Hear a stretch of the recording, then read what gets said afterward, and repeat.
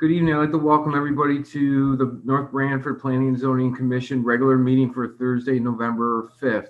In attendance are regular members Sienna, DeFrancisco, Mace, and Dulac, right? There's nobody else. Yep. All right. Our first order of business are the meeting minutes from September 17th and October 1st. Carrie, so I don't have a list of who was here. Who attended those meetings? So for the 17th, it was Bill, Alex, and Trish. So we should table that for right now until Bill is on. Okay. And then for October 1st, it was Bill, Trish, and Ron. So we got to table both. Bill's the keystone. Yep. Yep. Okay. So All right. So our first order of business is application 2020-10 site plan for 1437 Middletown Avenue. Okay, sorry. Yep. Let me just do a little bit of this. Okay. So 1437 Middletown Avenue. This is the first time that we are hearing this application. It was on the last meeting, but the applicant wasn't present, and also we needed to wait for wetlands approval. So the applicant's engineer is on, who is Mike Ott, and I can share my screen. I think probably it's best that he go through the application first, and then I can go through any staff comments. Okay. That work? Okay. Good evening. For the record, I'm Mike Ott. I'm a licensed professional engineer and land surveyor with Summer Hill Civil Engineers in Madison. I apologize for not being at your last meeting. I had another meeting in the town of Branford. And I guess this will be the first time that you'll see this. Did you say you were going to share your screen, Carrie? Do you mind sharing yours? I can, but it's Not at all. okay. Not at all. That'd be great. Yep. Okay.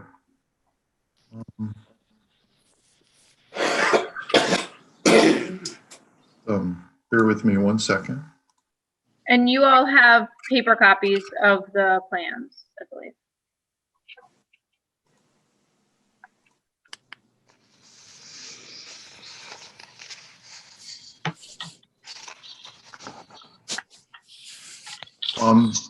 Can all the commission members see this? Yep. Yep. See it now.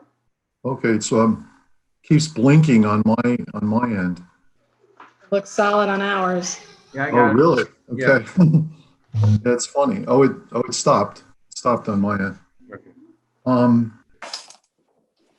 So this is 1437 Middletown Avenue, which is aquatic pool and spa.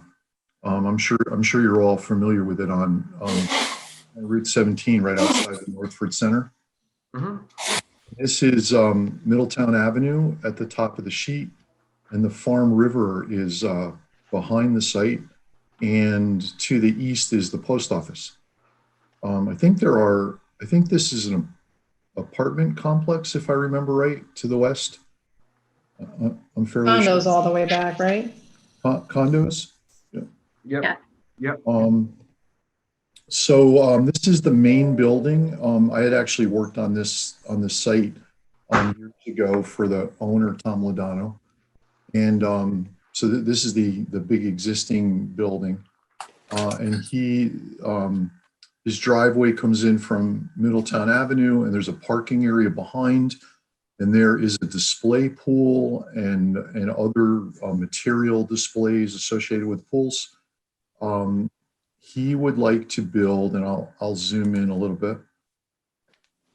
He would like to construct this L-shaped accessory building that's shaded in gray, and this concrete apron in front of this building that would connect to the existing driveway and parking area. And the building is to be, the proposed use of the building is storage on the first floor for pools and pool-related equipment, but not pool chemicals. Pool chemicals will remain to be stored in the big building as they have been. And on the upper floor, he'd like to have some office space. There are a couple of offices in the basement of this building now that he'd like to move to the second floor of this building.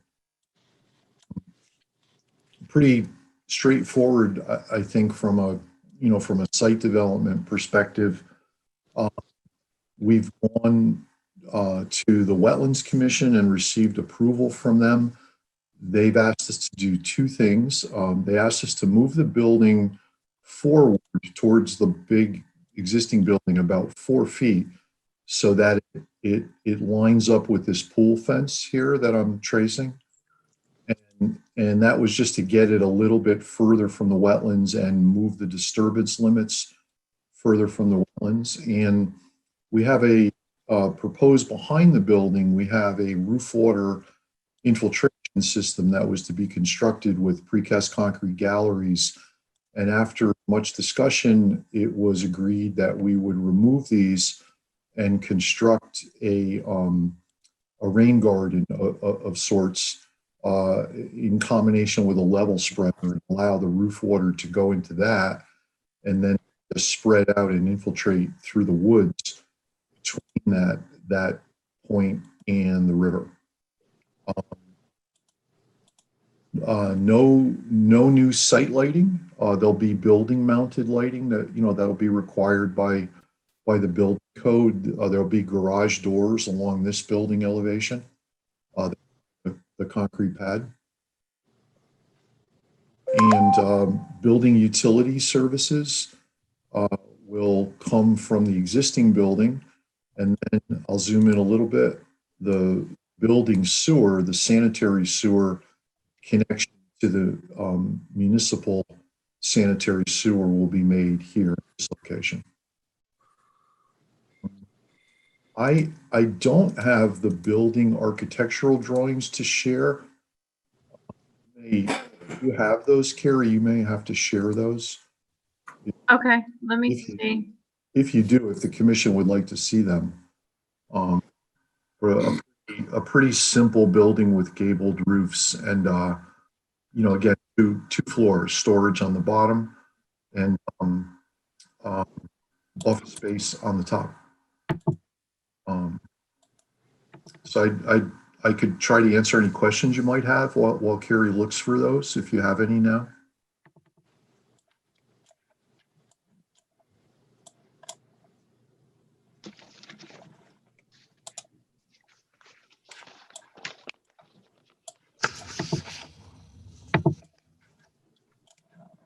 Sorry, Carrie, I'm just not sure that I have the most current.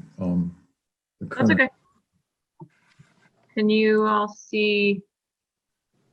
I'll stop there. Yep.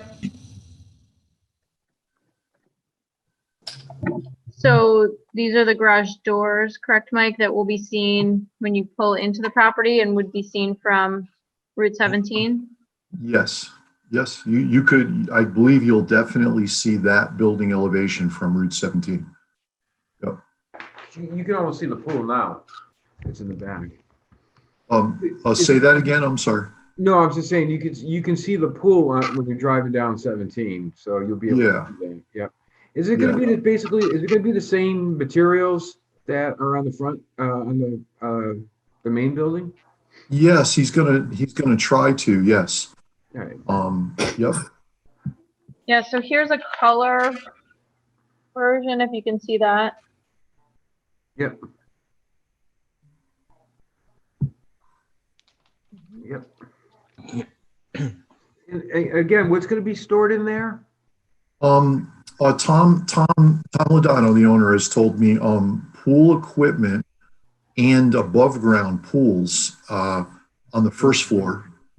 And then again on the second floor, office space. All right, perfect. I have a couple of questions. Sure. Will that building be tied into the septic systems? The sanitary, the municipal sanitary sewer. I could show you again, but I was pointing out earlier where the connection would be made. So there's a municipal, so the existing building is served by the towns, the municipal sanitary sewer system. So this building will also be connected. In fact, we're going to the WPCA next Tuesday evening, I believe. We're on their agenda for approval of a request to make that connection. You want me to show you again? Yeah, I must have missed it. Okay, yeah, let me, I'll share my screen. And I will zoom in a little bit. Oops. So here is I'll trace this. Here is the location of the building sewer for the new building that will connect to the existing municipal sanitary sewer, which runs along the westerly, I guess it would be, property boundary.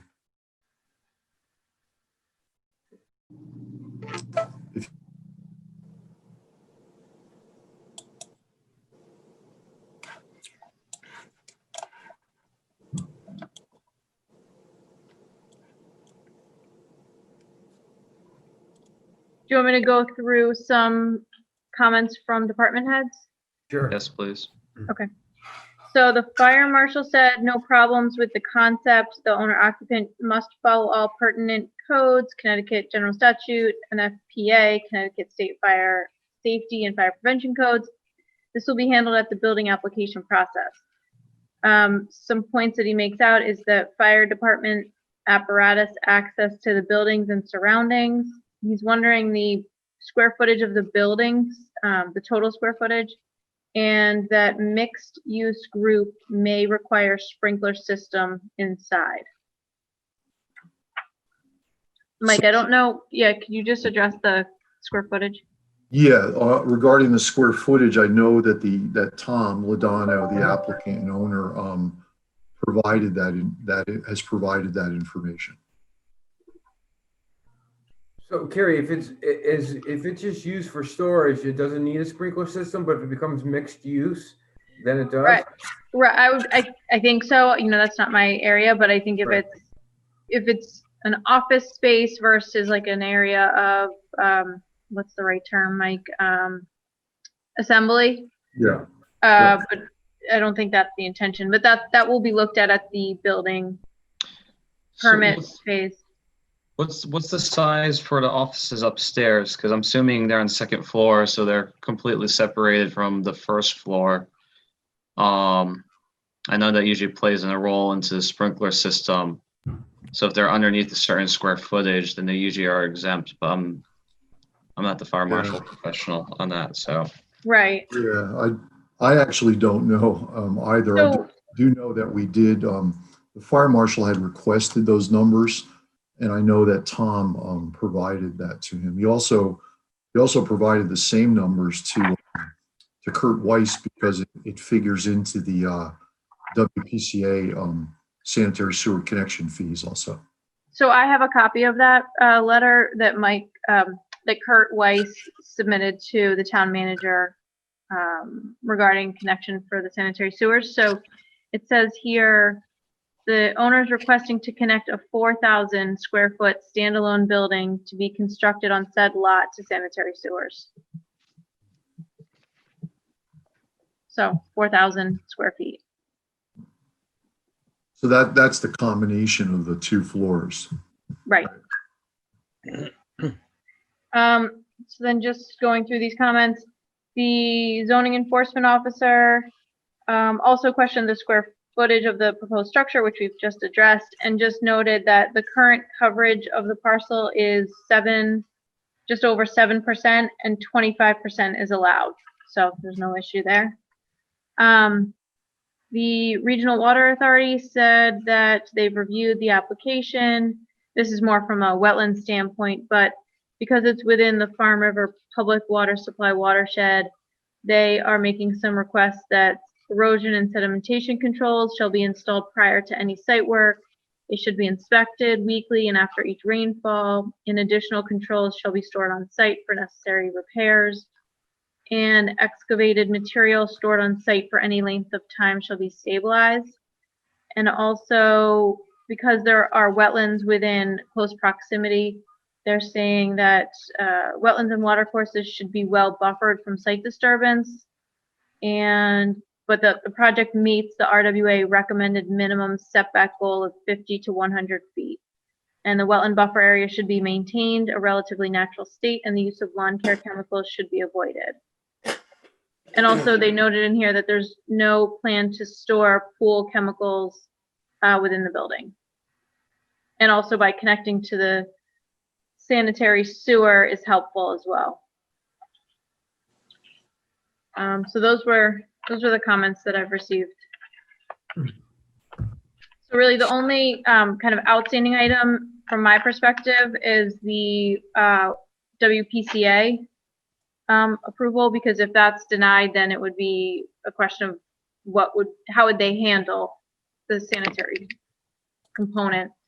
So, but it meets zoning requirements, setbacks, coverage, and everything from our standpoint. So I don't see an issue, but would recommend that this just be continued to the next meeting until we get confirmation from WPCA regarding connection. Thanks, Carrie. Does anybody else have any questions for the applicant?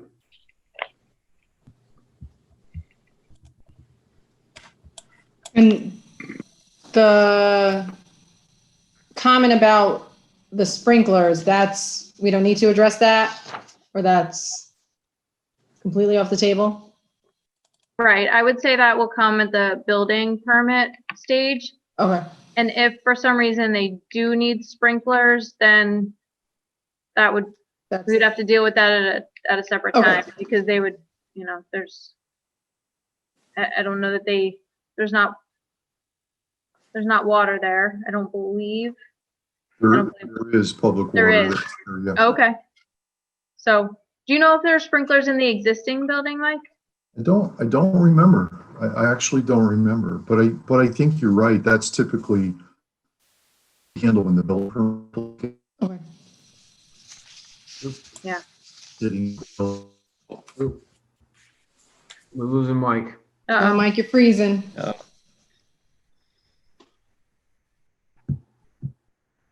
Sometimes if you turn your video off, you use less of the broadband, and we could hear you. If you can even hear us right now.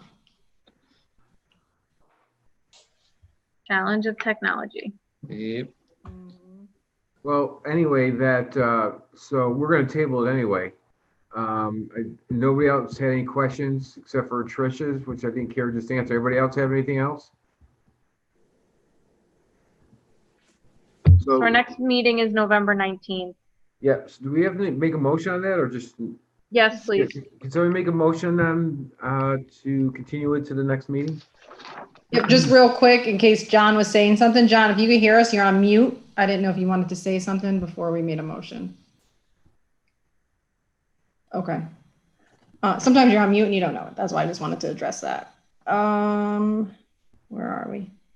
Okay, I make a motion to continue planning and zoning application 2020-10, site plan under section 23, schedule A, line C2 and D3 for the construction of an accessory building to be used for storage and office space for aquatic pool and spa, principal business use of the site at 1437 Middletown Avenue, zone B2, owner and applicant LTJ Enterprises LLC, received October 1st, 2020, continued to November 5th, 2020, and now we're making a motion to continue it to our next regular meeting on November 19th, 2020.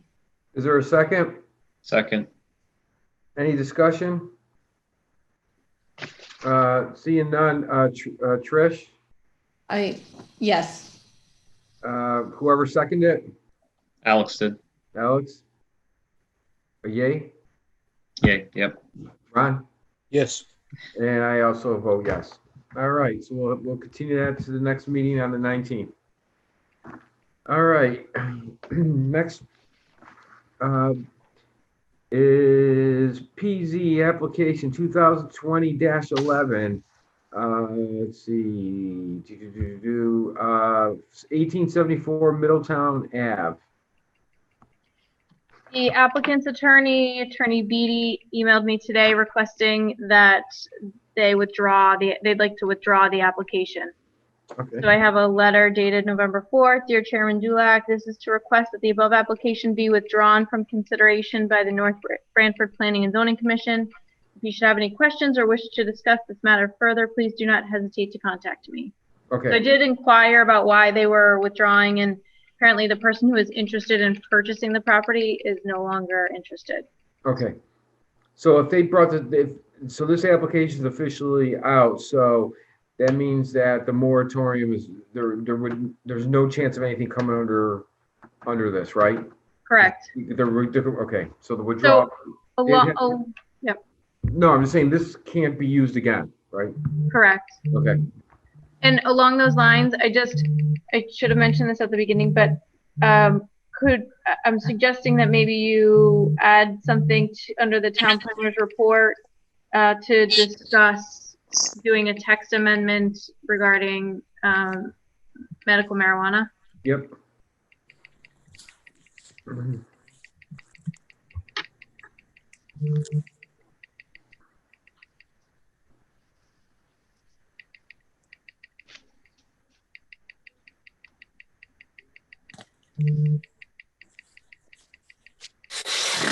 Okay, so that being said, that's done. So would someone make that motion and then? Oh, You want to do it now or? I was in my head. I'm like, yeah, we can talk about it. Oh. And then Add we it. need a motion. Go ahead, Alex. You're up. Make All a right. motion for what I'd like to make a motion to add item to the town planners report. Item D, discuss possible text amendment on medical marijuana. I second. Any discussion? Alex, Yes. Trish, Yes. Ron? Yes. And I also vote yes. That passes 4-0. Next order, let's see, we're going to new business right now. We're going right through the agenda pretty quick. So let's see which one's. Don't jinx it. tonight. No, I was gonna say, we'll see, Yeah. there's like 5 left, so let's see what happens. What's gonna slow us down the most? PZ application 2020-12, 87 Ciro Road. Okay, so let's see. So I can share my screen. This is for a towards the end of Ciro Road, proposal for 2 new buildings, which would be used as a contractor's yard. I'll let the applicant kind of detail what the use is, and then I can share some photos and then the referrals from department heads. So Todd, I'll let you kind of dive right in. Can you all hear me? Yep. Just for the record, your name. Yes, You know the. Absolutely. Todd Anderson from Anderson Engineering Surveying Associates in Guilford. I'm representing Jonathan Donadio, the applicant for 87 Ciro Road. We are proposing 2 buildings down at the end of Ciro Road. This is a site that has been used for many different purposes over the years.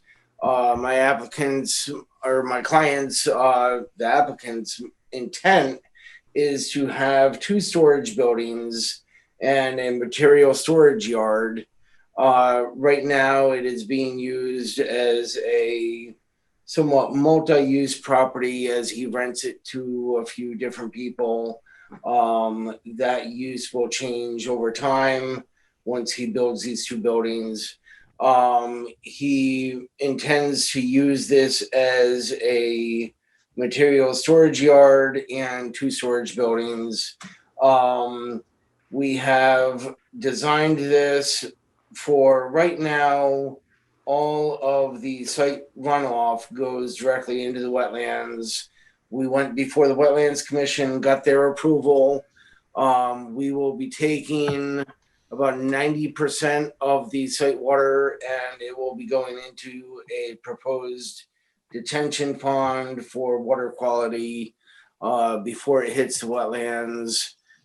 There is a small percentage of the water that will continue to run off onto the road into the town's drainage system, but we took care to make sure that we had a large percentage of the site water to be treated prior to hitting the wetlands. I believe my client Jonathan Donadio is on here as well tonight, as well as our engineer Jonathan Bodwell is on. If you have any questions of either one of them, they can answer any questions. We are taking a site which has been, it had a prior approval back in the early 2000s for Waltz Auto Body to go in here. We had proposed 3 buildings back then. Now we are proposing 2. The septic limitations on this site have really limited us because when Waltz Auto Body owned the site, they shaved the hill, compacted the site. Where we had septic areas before, we do not any longer. So the septic kind of got restricted to that one area of the southwest portion of the property. That's pretty much the only place for the septic to be. That got approved by inland wetlands. We are making this site better by doing what we're doing in terms of runoff, in terms of 2 buildings as opposed to 3. And currently the site is being used for storage of a couple of tree companies that are bringing in trees. When we build these buildings, that will mainly cease and desist. My client does handle materials in the form of mulch and stone. He might speak more on his aspect of what he does.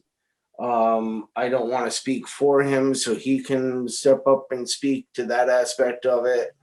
But if you have any more questions on the engineering portion of it, Jonathan Bodwell is on here tonight, so you can ask him any questions of that. Another thing I want to state is that these 2 buildings are storage buildings. There is a small 20 by 30 foot office building, which I believe, and Jonathan Donadio might correct me, I think there's only 2 employees in that office, maybe only 1 full-time. But I'm open for questions, or if you want to hear from either of the Jonathans before you make comments. I just have a quick question. Like, so if you're on Cyril Road, like, where's the driveway to get you? Is it right back there on the? It looks like. Yeah, there's an existing driveway into that site right about where Carrie's cursor is. Yep. And then when you get around to the back building, just drive. There's a paved. It's gonna be a paved area. It's going to be a gravel area. Okay. Going up to the top of the hill. Okay. And there's already an office building on site, or that's also being built? No, there are no buildings on site right now. So there are 3 buildings being proposed, or 2? Only 2. So in one of those buildings, there'll be office space? Yes, right where Carrie's cursor is, there's a 20 foot by 30 foot. Oh, sorry, that's what got me confused. I'm like, why are we delineating that? That is adjacent to the first building. Gotcha, that's why you kind of separated. Thank you. Yep. Thank you. And I'm sorry that you do not have building plans before you, but just so you know, these are going to be the Amish pole barn buildings, similar to the ones that are on the corner of Forest or Village Street and Middletown Avenue. There's that farm that has that big Amish building there. That building is much larger than either of these, but that is aesthetically what they're going to look like. Same company, same kind of building. Where are the storage bins gonna be? Right over to the southwest, Carrie. Yep, right over in there. There's going to be some storage bins for his mulch and stone that he imports and moves and he stores and sells. There's going to be some concrete barriers along the top of the slope there. and that is where his material storage will be. I just had to ask that because my version of a storage bin holds like toys for my kids, and your version is way different. So that's why I had to ask that. I'm like, what's a storage bin look like? This one you need a Oh, payloader for. it's a huge section of space to hold the mulch and stone. So along those lines, Jonathan, is one enough for all of your material? Or is it likely that more would be constructed along this side? I think, well, primarily we have one, but I haven't figured out if we're going to do two or not yet, maybe even three, but I was going to get back with Todd and maybe just potentially put the bins in place. So this way it meets, it's on the site plan, whether they're, I don't think it would be an issue if they weren't there, but this way, if they were, at least it's there. But we haven't gotten that far yet. Okay.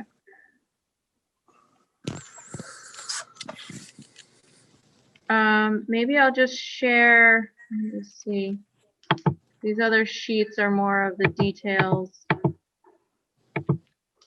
I believe, of the detention basin. But I think, let me share just some photos of the site today.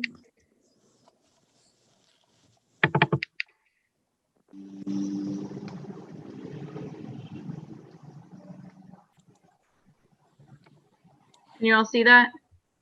No. No, we just see us.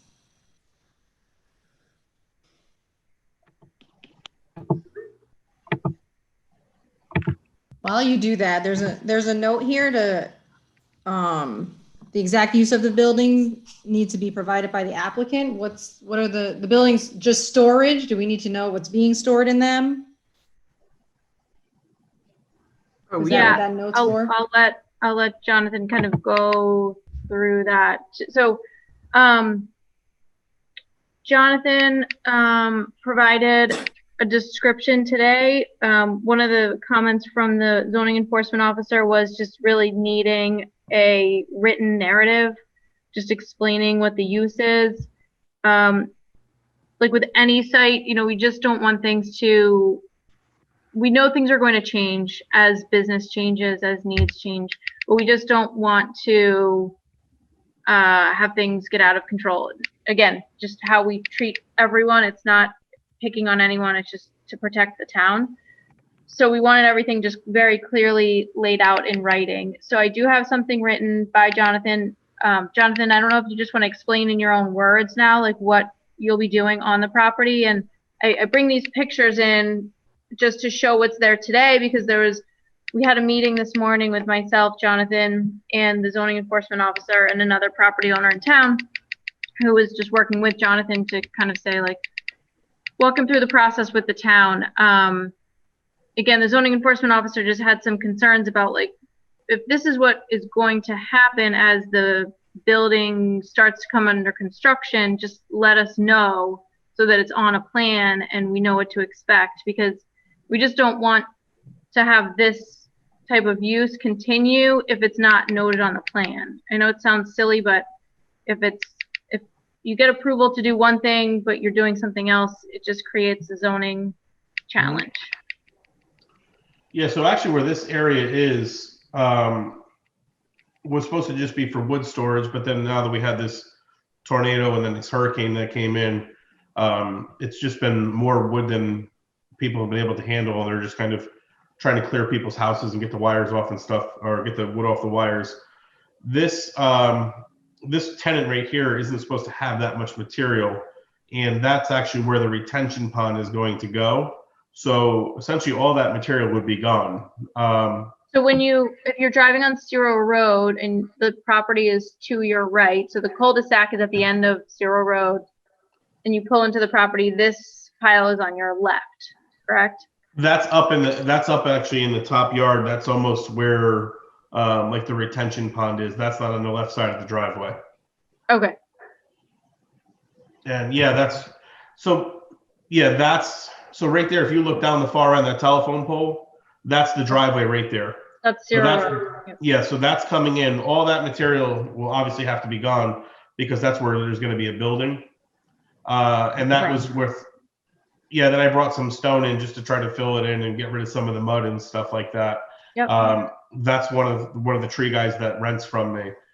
As obviously as I show up, I'm going to need more space. That's where the proposed section was. Like the logs that you see on the right hand side is actually where on that site map was labeled bin.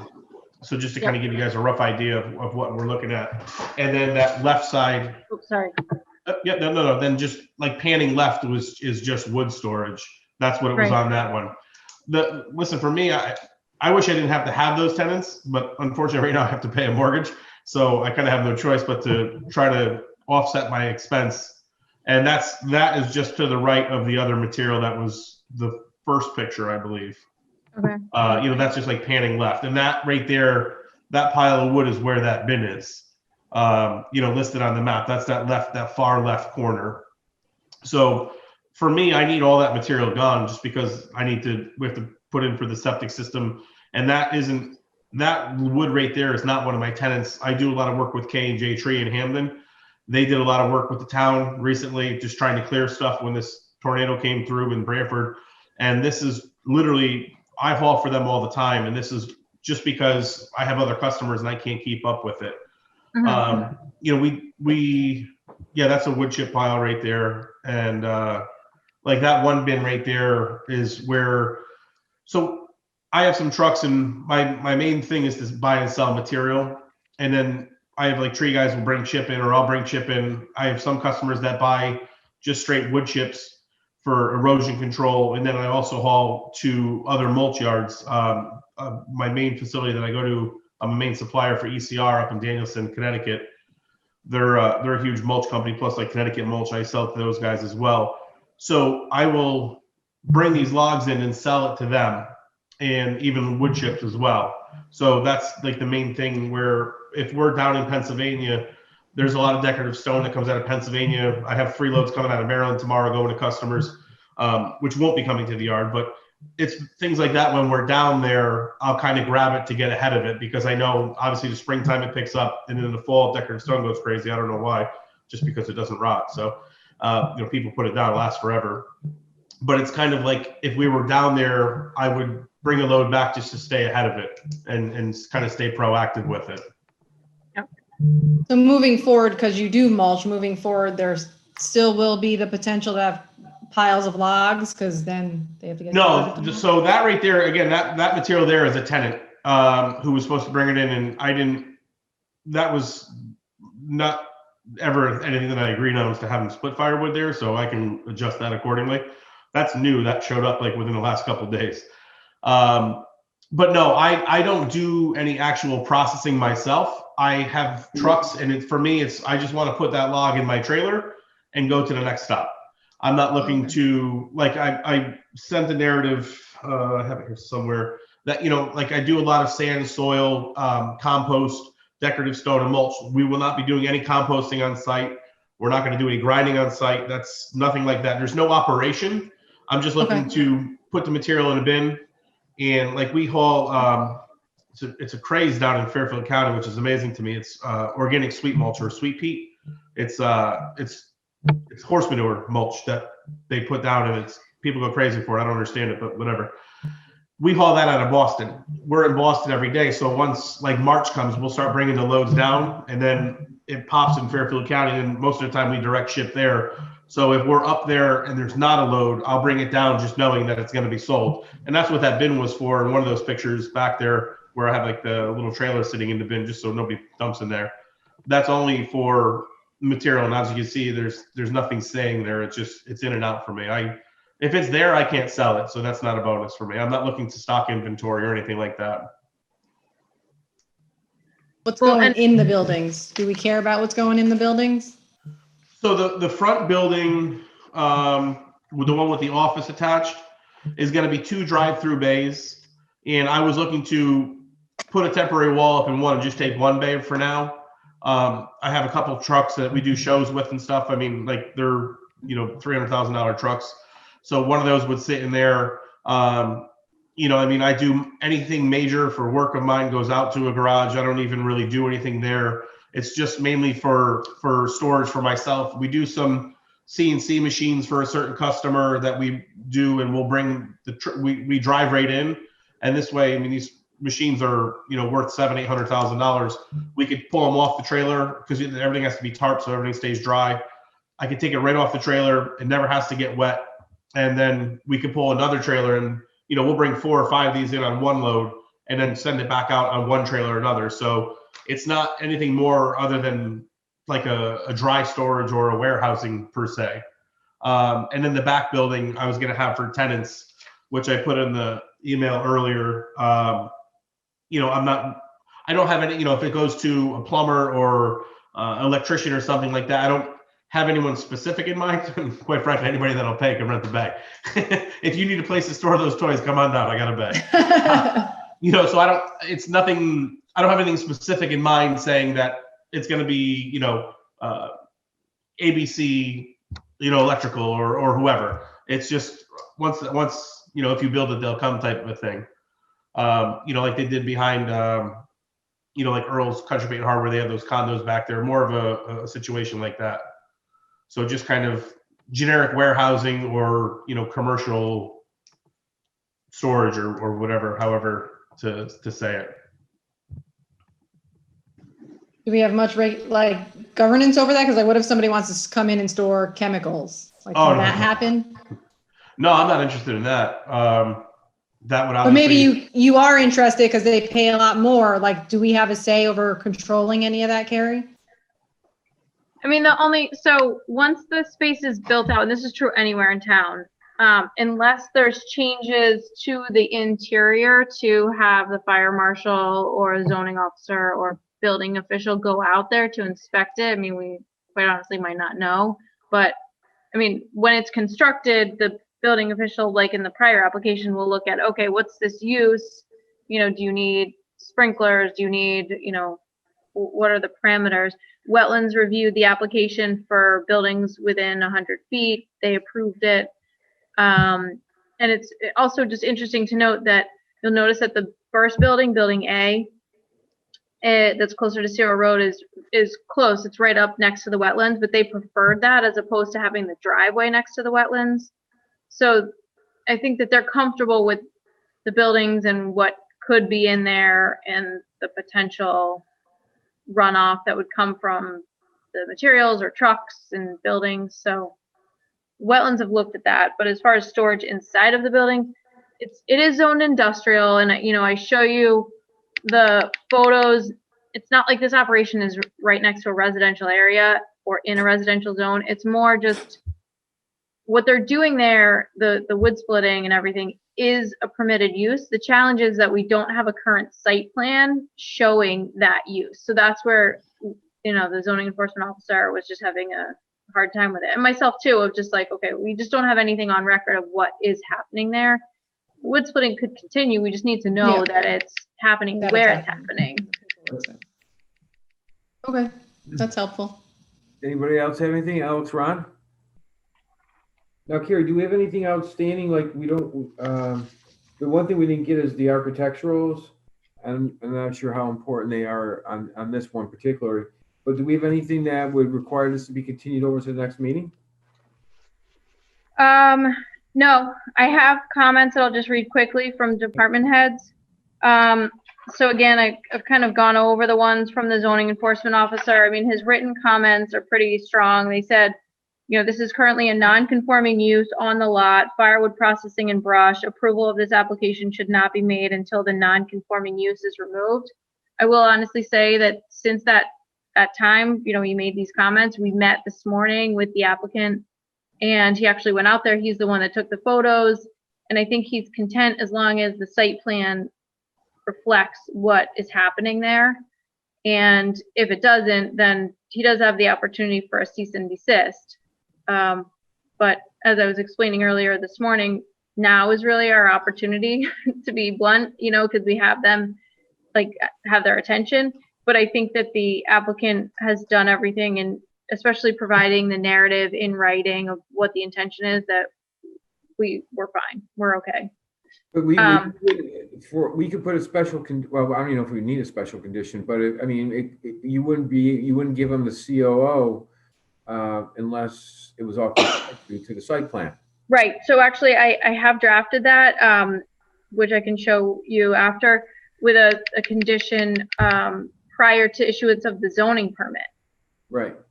that the area has to be cleaned up. So, and as John said, I mean, he can't do construction there anyway until the wood is moved. So we're all on the same page, I think. Yep.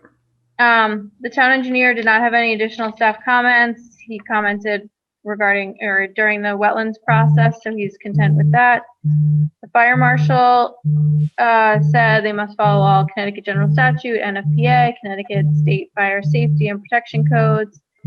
The dumpster location, that was one thing that was not noted on the plans. He wasn't sure if there would be dumpsters, but they would have to be at least 10 feet from the building. He also said that a Knox box system is required per the town code. Property address numbering system is required per town code, and fire protection water supply may be an issue. But again, I think similar to the prior application, all of that can be dealt with at the building permit stage. So I referenced his comments in the motion that I drafted, so that can be addressed then. The building official just said all proposed construction must comply with the Connecticut Building Code in effect at the time of application for building permits.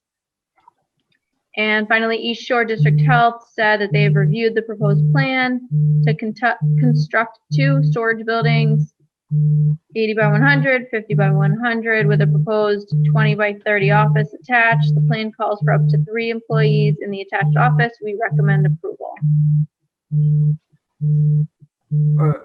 For a question for the applicant, what kind of what are you gonna, what types of materials are you gonna build?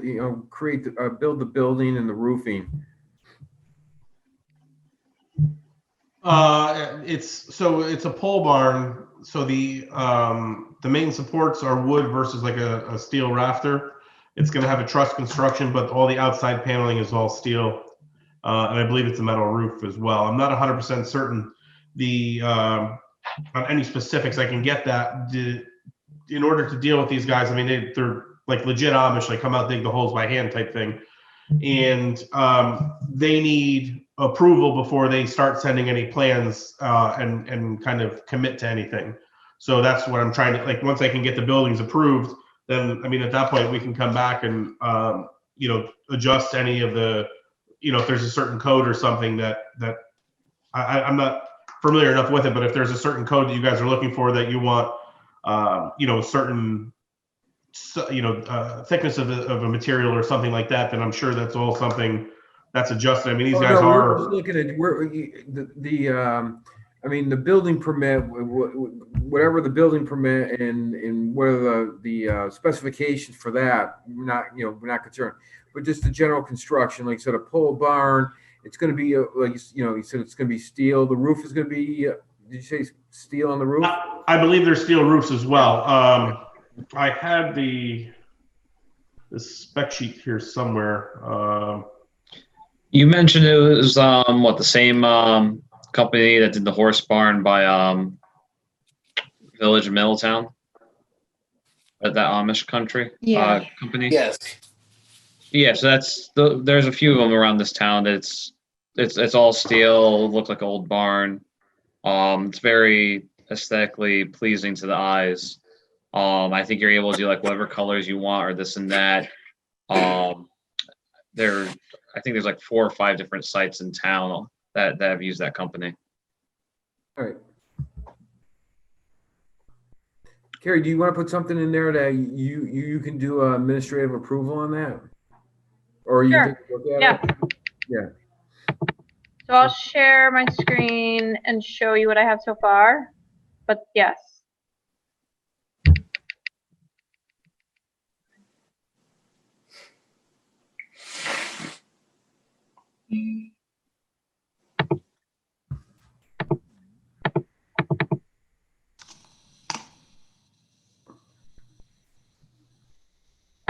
Takes a while to convert to 2007 Word. Joys of technology. 2007. Okay. So here's our standard language, and then I have the standard conditions in here.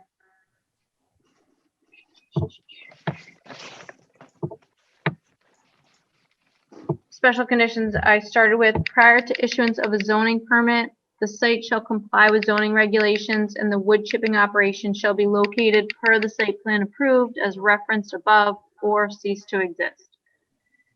23, we haven't talked too much about lighting, I don't believe, but the lighting, I can show you what was sent to me the other day.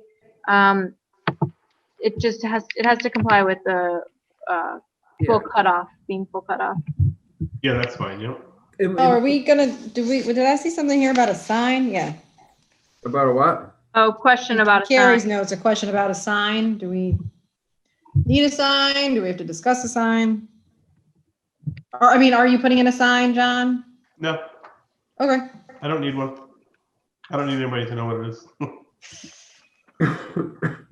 And at any point, John, just so you know, you can have a sign if you change your mind. You don't have to necessarily come back to this board for that. Let you guys know. You would just have to do a sign permit, and there's a certain square footage that you're limited to, and then the location, so setback. But you could have it on the building, you could have it on the ground, but. Okay, so prior to issuance of a zoning permit, does that sound okay? The building elevations or architecturals? Yeah. To kind of give you guys an idea, I don't know if it'll show through, but I kind of came up with this company because I went and picked up a truck at a friend of mine's shop, and I mean, like that's kind of what I'm looking to go with, just to kind of give you guys a ballpark. I don't see anything. Really? You can't see it? No, I see Carrie's. Oh no, look at all of the. Oh, maybe in the view. Oh, I got it. Yeah. So you see everyone. Yep. Yeah, that's just a picture of my friend's shop. So this one will be 80 by 100, but the same little overhang and stuff like that. I mean, there's some like older farm style kind of lights over the doors. I don't need to light the place up. The self-storage unit next door kind of gives it more than enough lighting. Right. Yeah. Well, and that style will match what Aero Paving has across the street. Yeah. Yeah, I mean, like right there, they have, I kind of zoomed in again. I don't know if it'll show, but that's like the little lighting over the door type of thing, you know, just something kind of generic. So it's there, but more of a barn look. I mean, it's again, even if I zoom in, they have like a nicer paneling up top where you can see it's not just a straight tin, but you can see the metal roofing there and stuff like that. So that's something that I'm looking for. You know, I mean, they even have a little cupola on the top. You know, that's essentially the theme that I'm going for. You know, just kind of incognito gray, same thing, just kind of blend in. Less is more for me. I mean, same with all my trucks. Yep.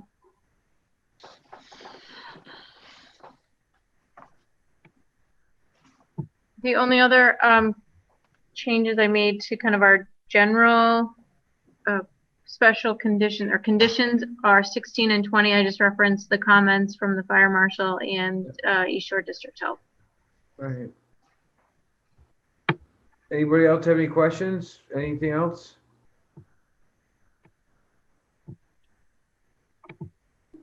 So, Carrie, let me ask you a question.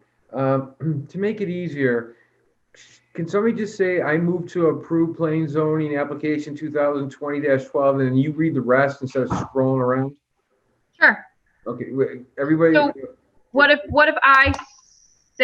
I read it and then Somebody motions to approve. someone motions. Yeah, either way, but just don't read that'd be fine. Yep. Okay. So anybody else? Any questions before? All right, Carrie, so I think we can let this one fly.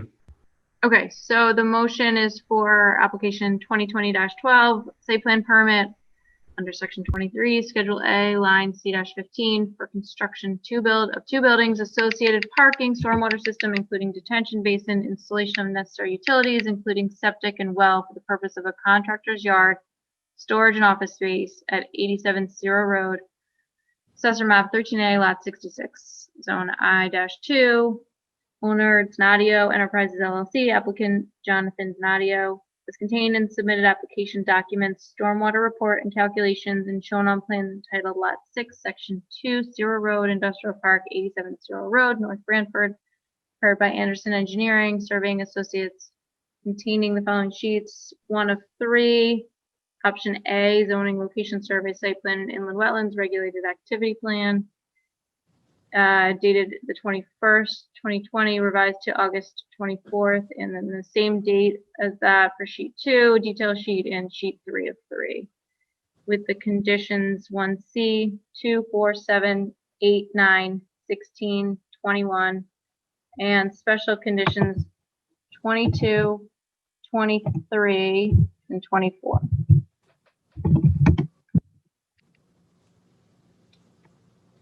As noted and read previously.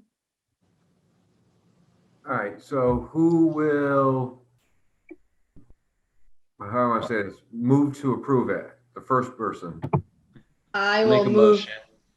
Go ahead, Or Alex. you want to take it, Trish? Nope, you go. Okay. I'll make a motion to approve planning and zoning application 2020-12 site plan under section 23, schedule A line C15 for building contractor's yard, including construction. good. of You don't have material- I think you can just state Oh. say what I as Oh, just the stated top part? Okay, as stated. Yeah, as stated by the planner or something. I second, okay. or Trisha seconds. Any discussion?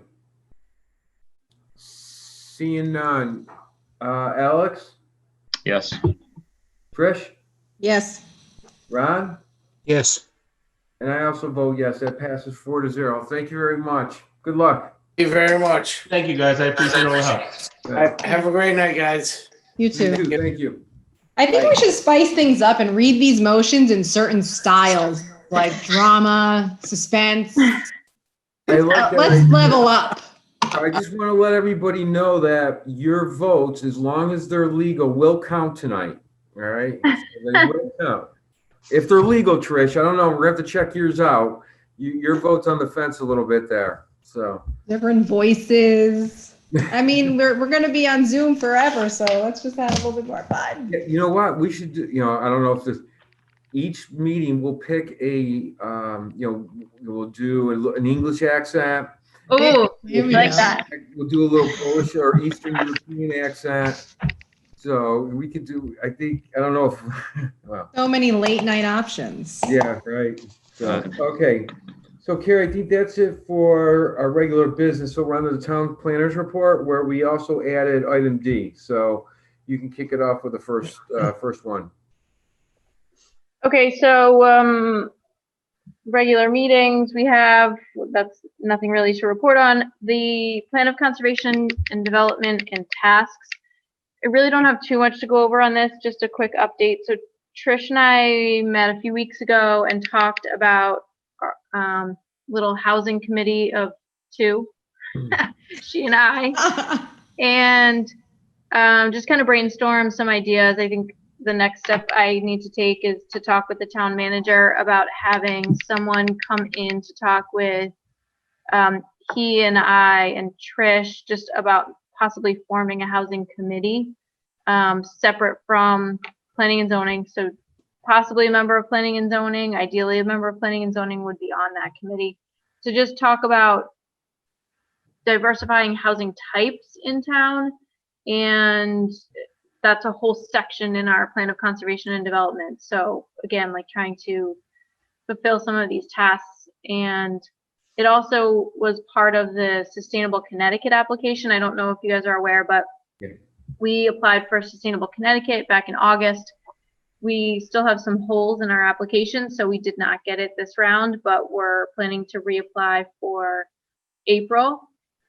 It's, you have to do quite a bit, and the town is already doing a lot, but there are some specific things. Like I was hoping that our plan of conservation and development and the housing section would fulfill the need for the Sustainable Connecticut application. Their housing part, it does not. You have to do a lot more. You have to, show when you presented to the Planning and Zoning Commission and or the town council about your housing plan and really dive into it. Oh.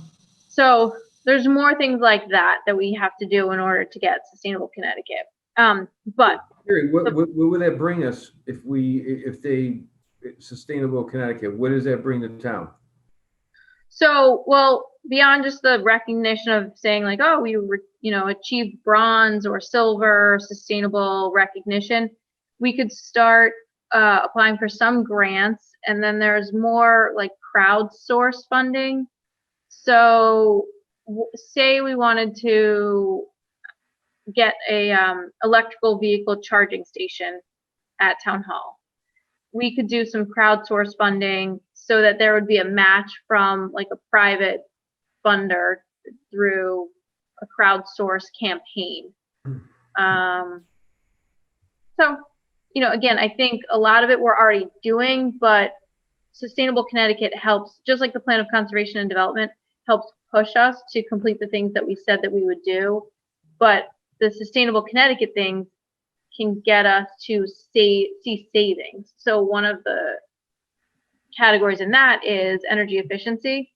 So it asks, have you looked at all of the lighting, like specifically the exterior lighting in all of your municipal buildings? Are they LED? You can achieve a lot of savings there. So again, it's not something that we can just do overnight. It does take money or at least time to complete a lot of those projects. But anyway, a little off track with the POCD, but I feel like it's all interconnected. So I'll circle back at the next meeting. I hope to have talked to the town manager at that point about this housing committee and looking at different housing types and getting things moving. The next thing on the agenda is discussion regarding events on farms. I believe you all have the draft. I think it was back, believe it or not, from 2018. I think it's been a few years. Jesus. I know, it's crazy. Is it in our email? You recently sent it, or it was sent back then? It was sent back then. I can share it on the screen. It was sent in the packet from 2 weeks ago. Two Last meetings meeting. ago, probably a month, right?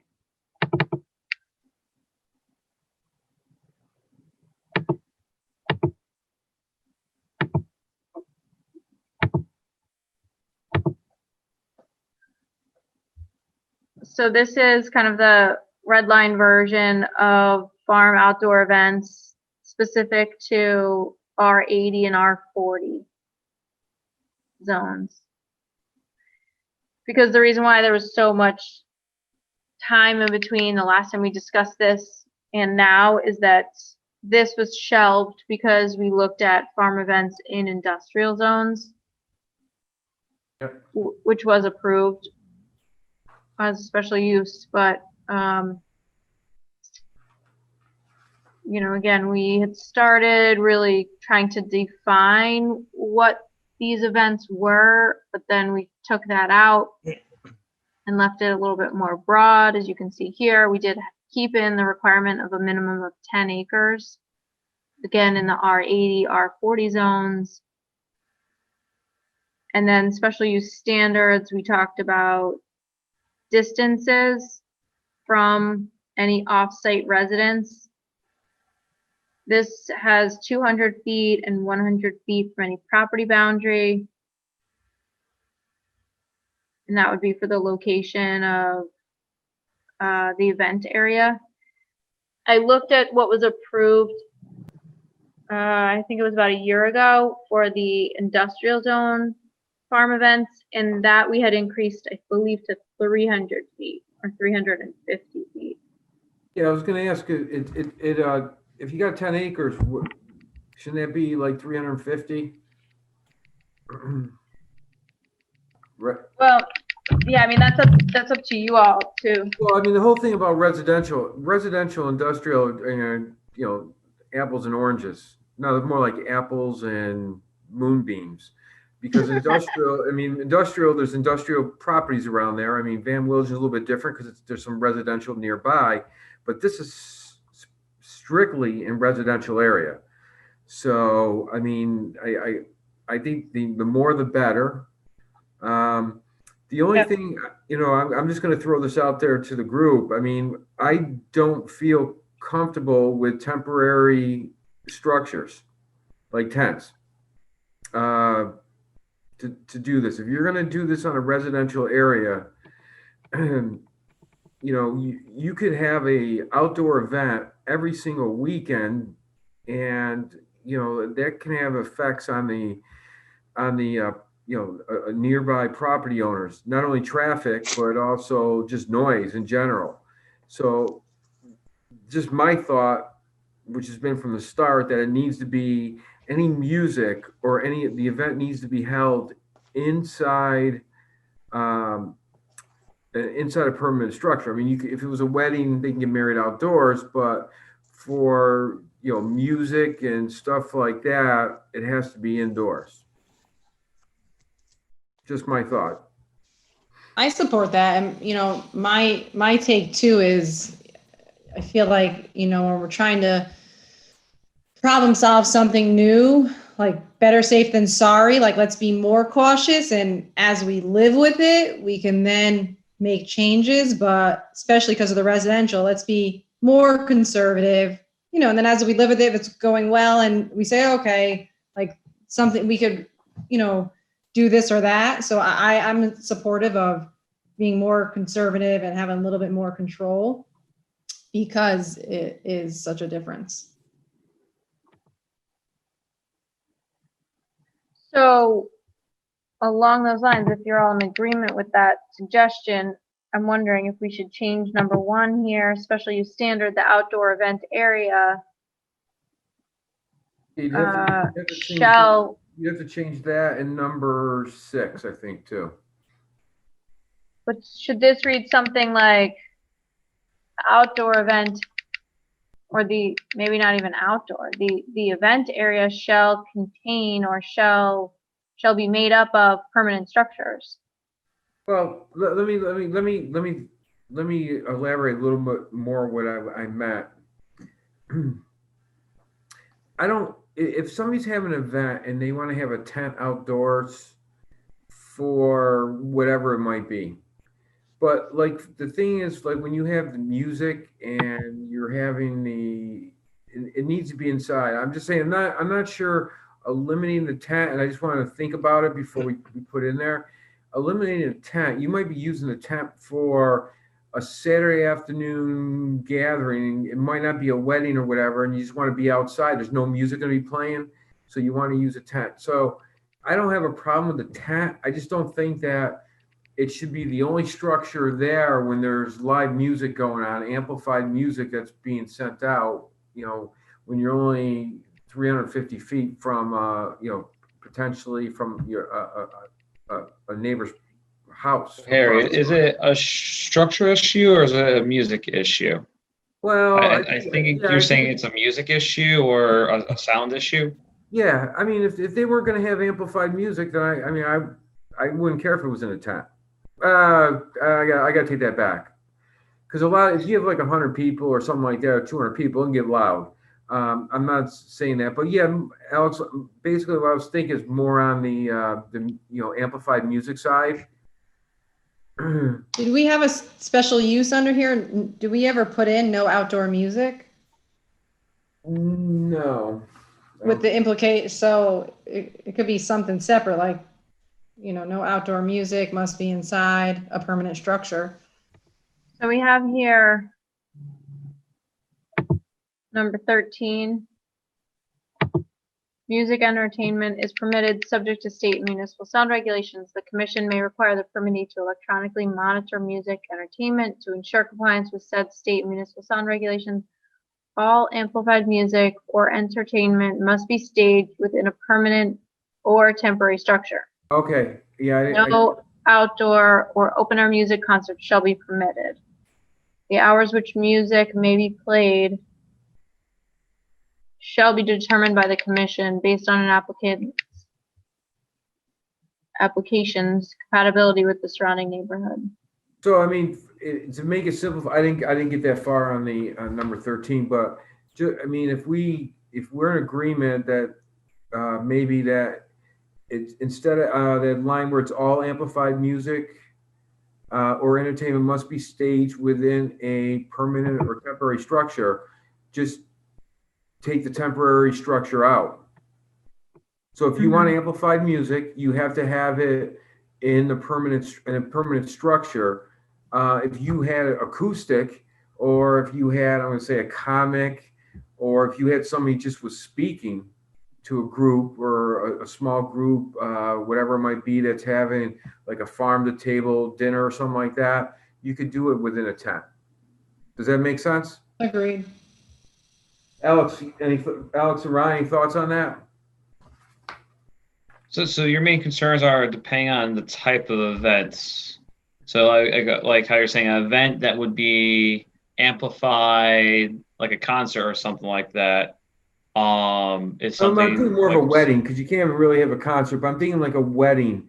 Somebody's 40th, a birthday party that's going to Yeah. have, a DJ.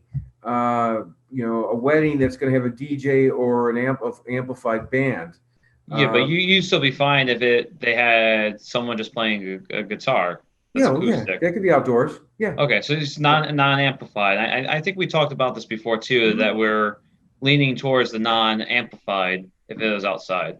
In previous meetings, I should say. Yeah, and that's what this deadline says. It says all amplified music must be within a permanent structure, which means any non-amplified could be, in a tent, because we can go back and leave all the rest of it as it was. That you can have a tent. So that would be Okay. wherever it might be in 6, you're okay. Go back to number 1 and put tent back in there. So then we're covered. So it'd be just that you could use a tent if you had, like you said, if you had a guitarist and whatever, a harpist and whatever. Acoustic. Yeah. So as long as it's not amplified, just to protect the folks in there. So Carrie, what you have highlighted in yellow, you can delete that. You can delete the yellow. Yeah. Okay. Yeah.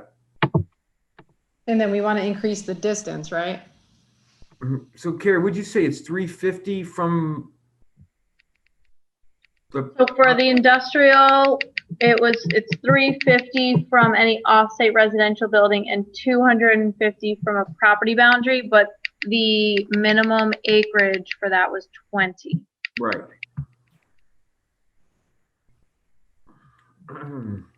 And I know you mentioned, like, in your discussion about going back to tents, of like, well, if someone just wants to have a tent for like a picnic or something, you have to remember, someone's not gonna need this type of permit for like the one-off family get together. This is like someone who's having events like, Correct. 2 times a week or more. Yeah. No, I'm just saying if there's a farm. Oh, let's put it this way. It doesn't even have to be a farm. If R40, R80, wherever you are, I can have a wedding in my backyard, as long as I comply to all the noise and all the ordinances, the state ordinance and town ordinance. But that's different. So everybody can do that. This is, like you said, this is for 10 acres and somebody who's really who's going to have a business. It'd be like having, it's similar to the one that we do in industrial zone. So now this one, we're just doing it for anything over 10 acres in R40 and R80. So does anybody have any thoughts on the footage? Meaning the feet from the property boundary? Is that what you mean? Oh, you're on mute. Yes.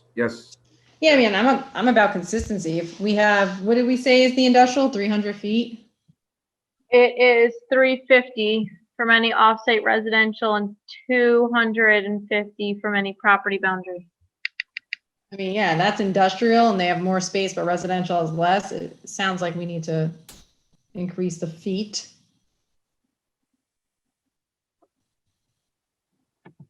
See.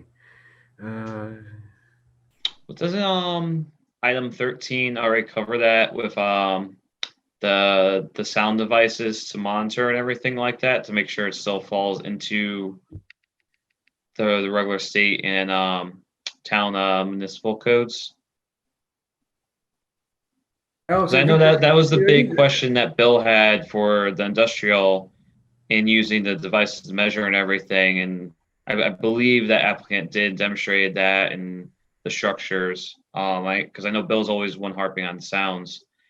Does this already include that? Well, yeah, I think it does, Alex, and that's a good point. And I think the reason why I like to increase is I think we should give a little more protection to residents than versus the industrial zone. Well, I'm wondering too, if they put a permanent structure up, does that trigger different thinking than like a porta potty that's gonna be removed? No, I don't think so. Okay. I mean, whether you're 350 feet, I mean, it doesn't matter if it's a tent or a permanent structure, 350 feet is 350 feet. Okay. Or whatever it might be. I'm just using the number 350. I don't know if, Carrie, you know where we came up? I don't recall where we came up with the 200 and 100. No, I don't know. I mean, the bones of this go back to what Attorney Pellegrino presented. Yeah. So I think maybe they came up with that number. What's 300 feet? A football field? A little more. That's 300 yards. I'm so confused. It's 100 yards. I'll be all right. Yeah, about 115 yards. Which it really isn't that long, isn't that far. I mean, I don't think that's a terrible ask. What do you think? The other aspect to think of what the incorporate with distance is like how we did it with the industrial area at the time of the year. Because obviously in the late spring, summer, early fall, you're going to have more vegetation from the trees with the deciduous growth. And that would be serve more as a barrier for the surrounding neighbors rather than in the middle of the winter when you lose all those trees and sound could travel further. I know that was one of the bigger ones too. Bill was looking at for sound traveling and what we decided on for the industrial time of year to allow the events.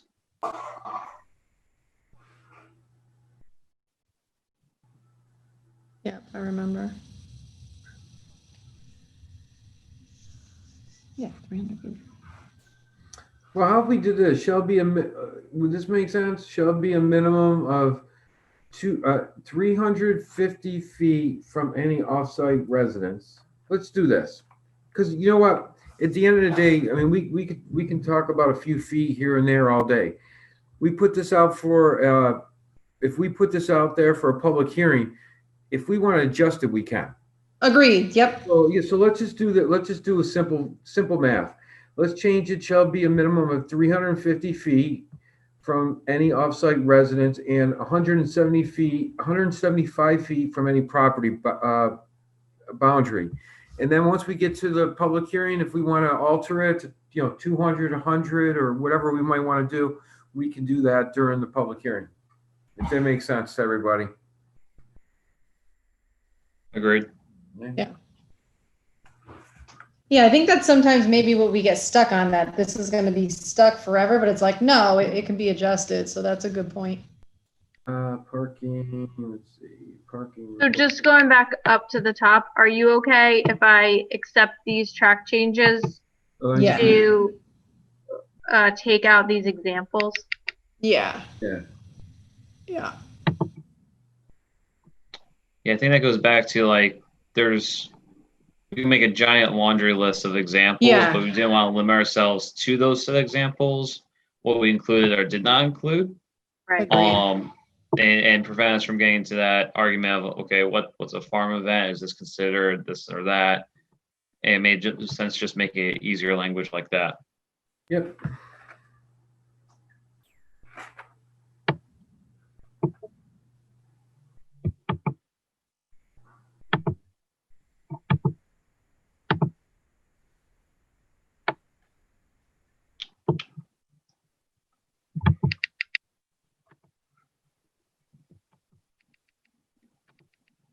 there's one other area, and I won't make you all suffer through me accepting these track changes. Down here, the special bulk standards. So this speaks to the distance that the outdoor event area shall be from the property lines, which is different from the residential, the adjacent residential. Do you want to change this number as well? I'm sorry, Carrie, what's the difference between the two?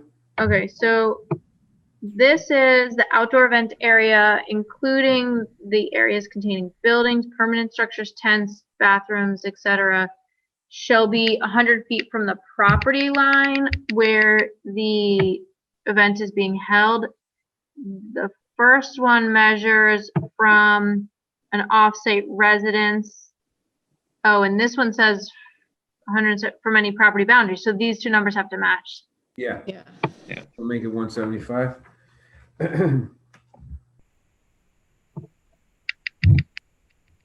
Okay, are property boundaries and property lines the same thing? Yes, so we Okay. should be consistent. I'm gonna say property line. Sometimes these things aren't the same, and I'm just like, are they the same? No, that's a good question. All right.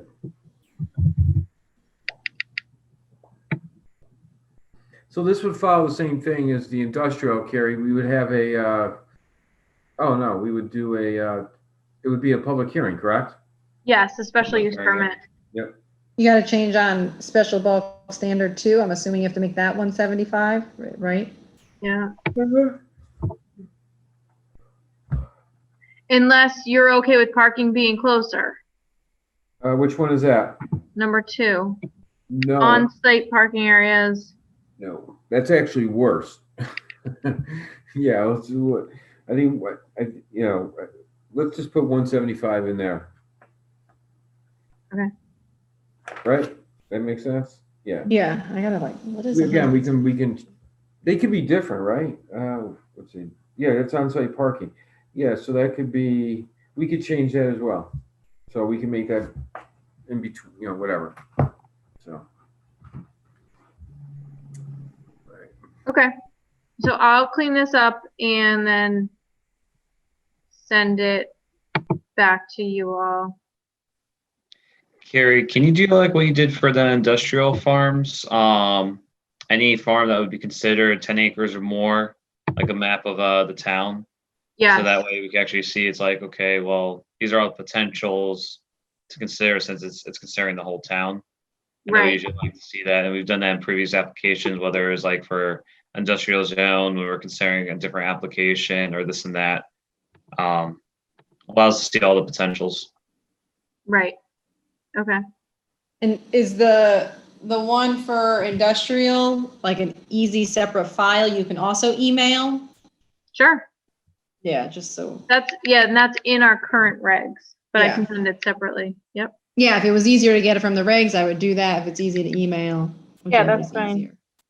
All right, and then I'm going to also start to throw a little wrench in this. Well, not a wrench in this, but something to consider.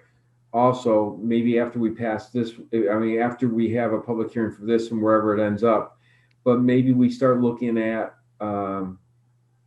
farms or less than 10 acres as well. So maybe we can do that down the road. So, because I'm sure there's farms that are less than 10 or considered farms or agriculture areas less than 10 acres. And Alex, I'm gonna turn to you on this one. There are areas that are under 10 acres, correct? Well, I think this is where we got caught up because there's farms that are multiple parcels. But if you add those parcels that aren't contiguous together, Right. then they would exceed that 10. And then there's also some farms that are just entirely less than 10 acres, Okay. Yeah. whether they're multiple parcels or just that. All right. And that was a catch up that I think everyone, including Bill, was trying to figure out, well, do we do more than 10? Because if it's an event, we want to make sure there's enough contiguous space to have this. Right. I think that's why we had the 10 there. So do we even consider anything less than 10 for events that size? Well, I that's think what I'm that's the saying. biggest discussion. Yeah, I think we can do a separate. Let's put this one through. And then we can start talking about less than 10, because maybe with less than 10, I don't want, I mean, I'm just saying, maybe there's certain things you're limited to, you know what I mean? So compared to when you have over 10 acres. So we can discuss that one down the road. We can add that, once we get this one through, then we can start working on something like that. Like you said, what do we consider less than 10 acres? Is it just one parcel, or is it a combination of parcels, and then what could be done on that? But so Right, Carrie, we're kind of limited in that sense because a farm is defined as 160,000 square feet or more. Yeah. So it would be between 4 and 10 acres is kind of that, okay, I got you. Yeah, yeah. so anything Four- less than 4 is not considered 4 acres is not considered a farm. four to 4-ish acres. Yeah. Yeah. Okay. All right. So what we'll do is you're gonna send us all the information or whatever for the next meeting, and then we can give you the okay to go to a public hearing with it, which would make it sometime in December. So either December or January, we can bring this up. So that'd be Right. perfect. That'd be It perfect. it would probably be actually a January public hearing because we only meet once in December. Okay. All right.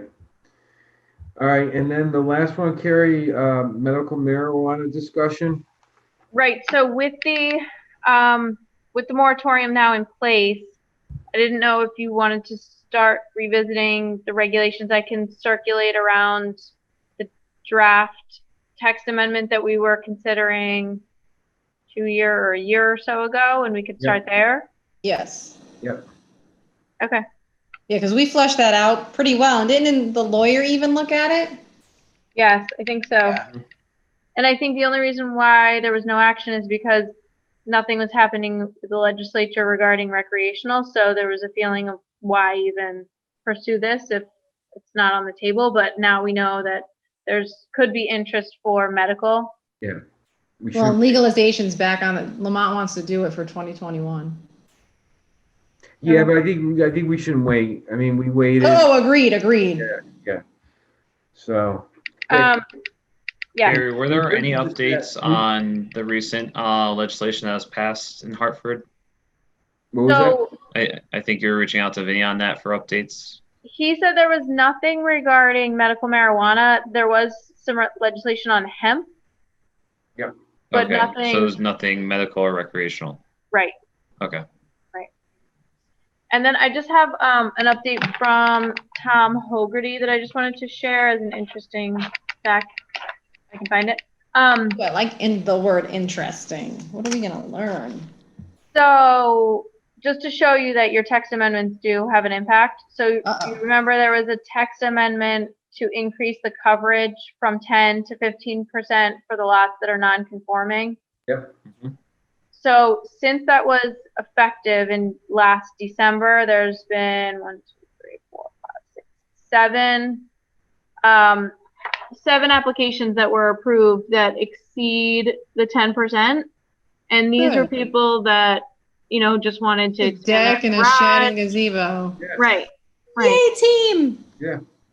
So Well, just that to goes show back- Oh, go ahead, Carrie. these could have been variances. Again, I doubt that Tom and the ZBA would have let them go through because there's no hardship, but just to allow people, to have a deck or a shed or expand their garage is helpful. Yeah. So, yeah. That's great.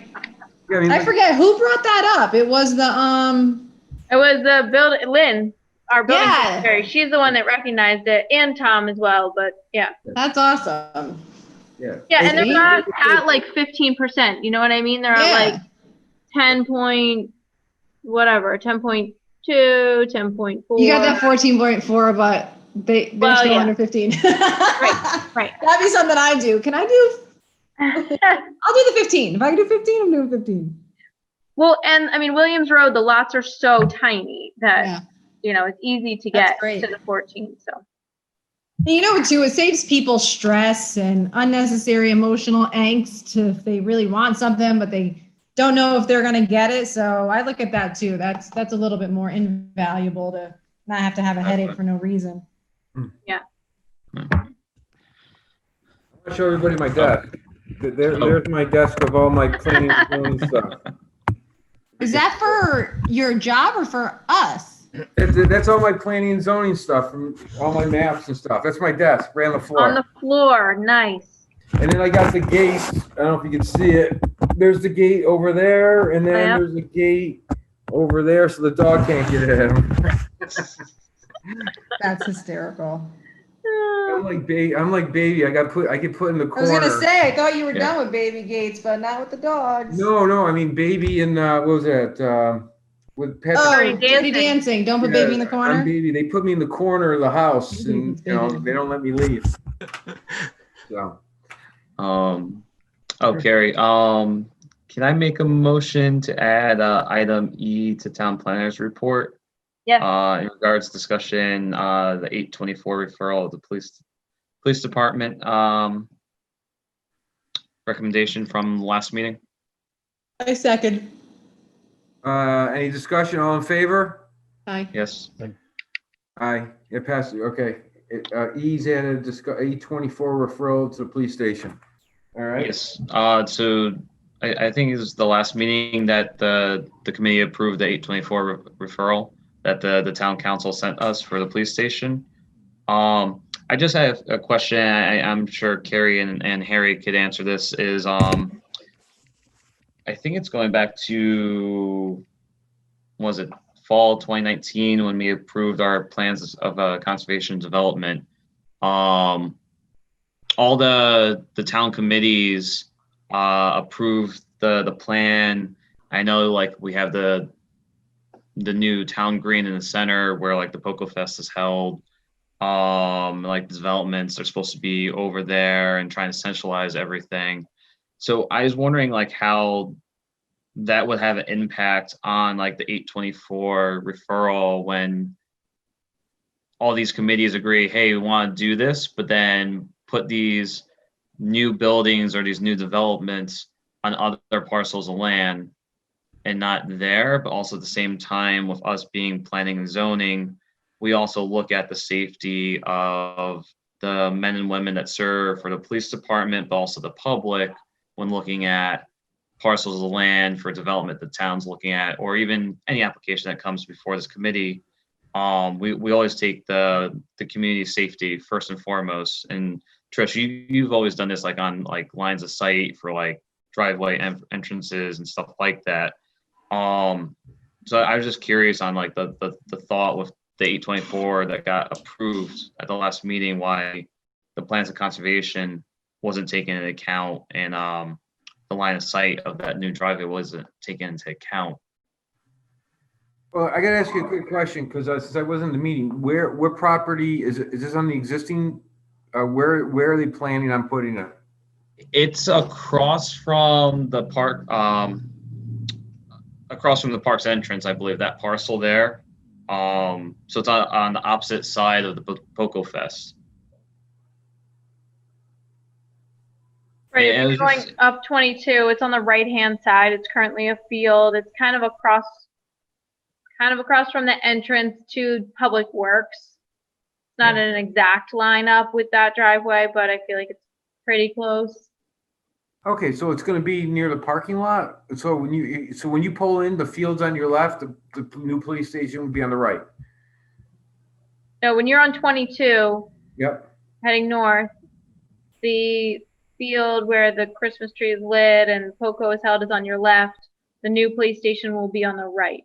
Oh, okay, all right. Near the dog park. Is the driveway further down away from the curve? It's, I don't know, Carrie, you know better than probably any of us on that. I think generally it's not a direct lineup with the existing Public Works driveway. I think it's a little bit further to the north. And we own that property? Yeah. I didn't know we owned that property on the right-hand side. Yep. Okay, all right. Yeah. I think it's what the town used to use as the overflow for parking for the Poco Fest weekend. Yeah. They used to have a police officer there, and people would park across there before people started getting stuck in that field. Alex, I think even though we give it a referral, and Carrie, Yeah. you correct me if I'm wrong, I still think they come back to planning and zoning with the full site, the full plan, Alex. Okay, I remember, I think I did that with the middle school. We did a referral, and then they came back with all the plans, and we looked at all, obviously the, parking and exiting and different things like that. And so we'll still get another look at this.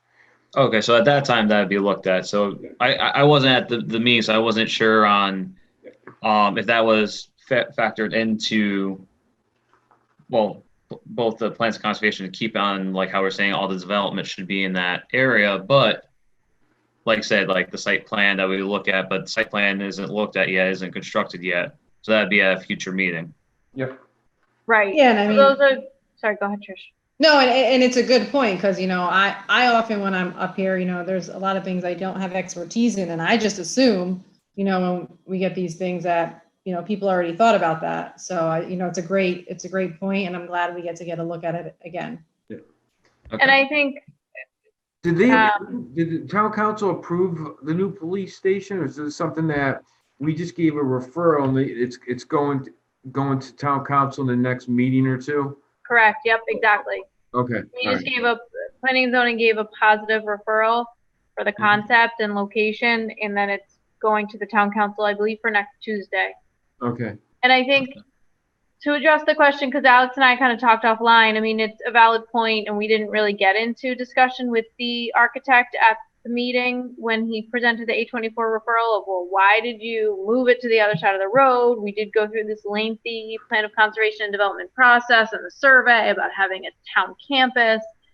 And I think, in thinking about it more, the conversations that led them to go across the street are because of the disruption that would result of destroying fields that are in high demand. Yep. So playing fields, I mean, not agricultural fields, but so by going where they're proposing, they would not need to lose any playing fields.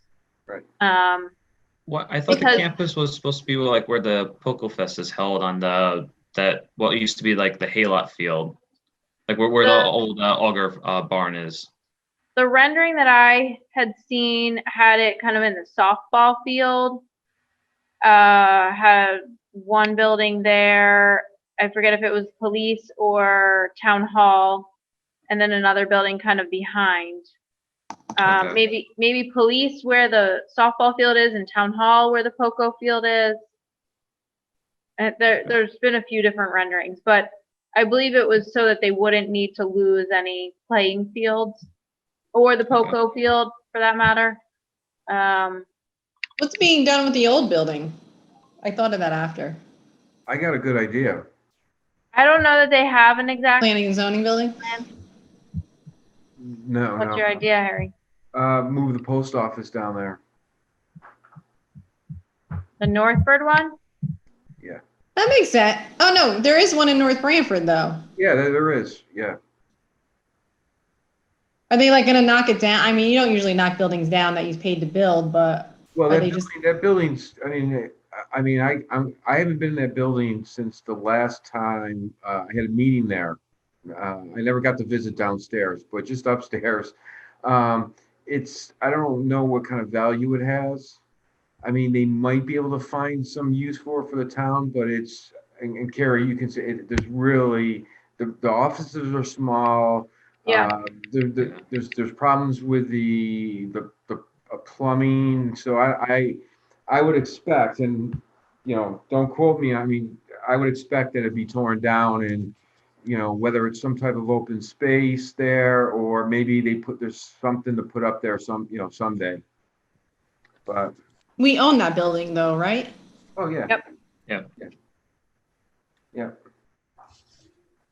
I mean, who knows what they can do with that?